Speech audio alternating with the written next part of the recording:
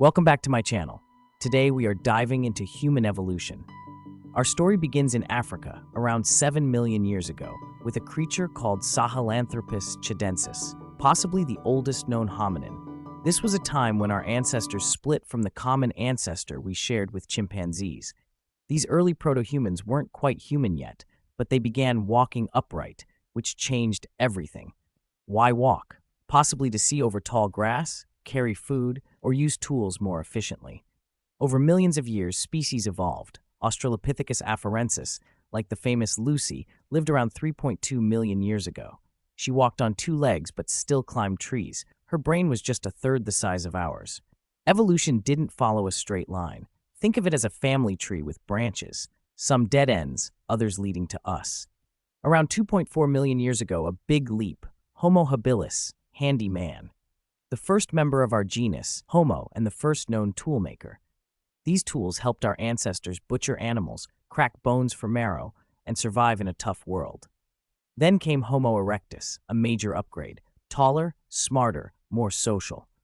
They left Africa, spreading into Asia and Europe nearly 2 million years ago. They were the first to use fire, possibly the first to form language, and they lived for over 1.5 million years, longer than we've been around. As Homo erectus spread, different populations evolved into different species.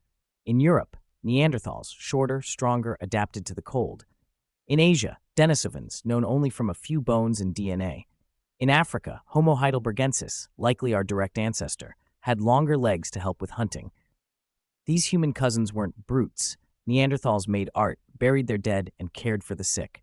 For thousands of years, these human species coexisted and sometimes interbred. That's right. If you're not from Africa, you probably have 1 to 2% Neanderthal DNA. Around 300,000 years ago, in Africa, a new species evolved, us, Homo sapiens. We had bigger brains, complex language, and creativity unlike anything before. We hunted in groups, we built tools from bone, antler, and stone. And then something exploded, symbolic thought. We painted caves, carved statues, and told stories. Around 60,000 years ago, humans began migrating out of Africa, again, this time to conquer the world. Australia by 50,000 years ago, Europe by 45,000, the Americas by 15,000, every continent but Antarctica, ours. For most of our history, we were hunter-gatherers. But around 12,000 years ago, we discovered farming. The Neolithic Revolution changed everything. We domesticated plants and animals. We built permanent homes. We formed villages, and eventually, cities. The first civilizations rose around 5,000 years ago in Mesopotamia, Egypt, India, and China. With writing came history. With surplus food came class divisions, kings, and war. In just a few thousand years, we built empires, invented religion, philosophy, science, and commerce.